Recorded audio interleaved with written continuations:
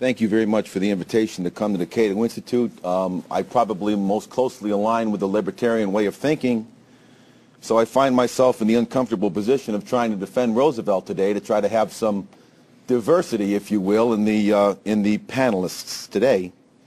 And in trying to think about what to say and defend Roosevelt, been sweating worse than Ryan Seacrest watching Brokeback Mountain.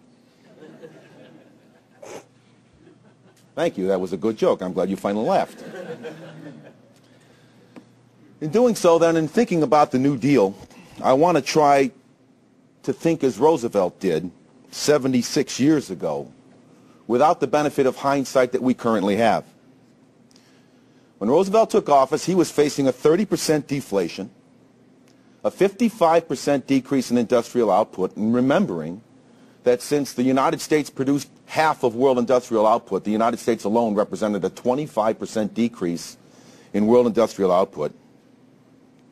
Half of all the financial institutions that existed in 1929 were vaporized by March of 1933. The money supply had fallen by a third, as Milton Friedman so poignantly pointed out. And he was looking at a 25% unemployment rate. So Roosevelt's first term was nothing but a grand experimenter. He wanted to try to do something different because he needed to. To be clear, one needs to divide the New Deal and Roosevelt's actions into two parts. One was provided direct relief, and the other one involved planning and the control of markets. Direct relief was provided to hungry, desperate people who looked to our government with sunken eyes and an empty belly with their hand out and saying, "Help us." In this instance, the New Deal was demanded by the public and was necessary, appropriate, and correct. I've come some distance in my thinking on this over the years, but when people are desperate, paying them to dig holes and fill them back up again does make a lot of sense to me. Moreover, let us remember that the New Deal gave us the amortized mortgage. Prior to the New Deal changes, you had to have 50% down on a house, and the maximum amortization period for a home was 5 years. The government changed that. You could stretch it out to 20 years or more. Moreover, Roosevelt jettisoned the gold standard when he took office, which in my view was the single greatest act that could have been done to promote recovery, reflate the economy, and free us from the downward spin cycle we were in with a deflationary vortex that basically took the entire world into the Great Depression. Now, other people disagree with that. I don't. When Roosevelt took office in March of 1933, he wasn't sure he was going to leave the gold standard. It wasn't until the World Economic Conference that they went there, and he said, well, maybe I will.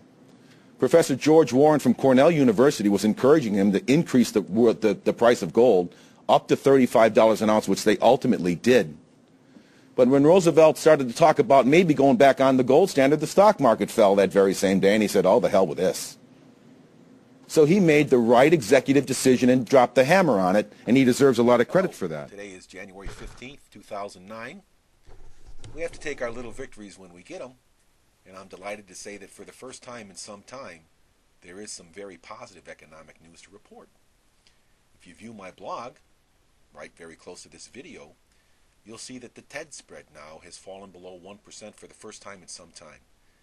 This really is very pleasant and positive news for financial markets because it shows that the counterparty risk and financial market risk that has existed is beginning to wane, and indeed that the TARP is becoming successful. The TED spread's a measure of interbank lending rates and treasury bill rates, and when they come back together it shows that the uncertainty in financial risk is beginning to wane.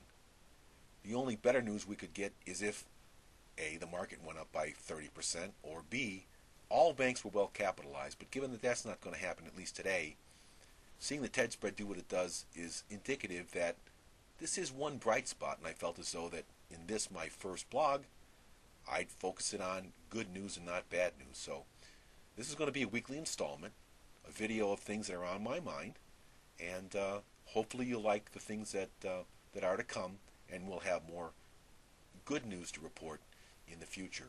So, until that day that I have another video blog, which would be soon when I familiarize myself with the software, I'll bid you good day.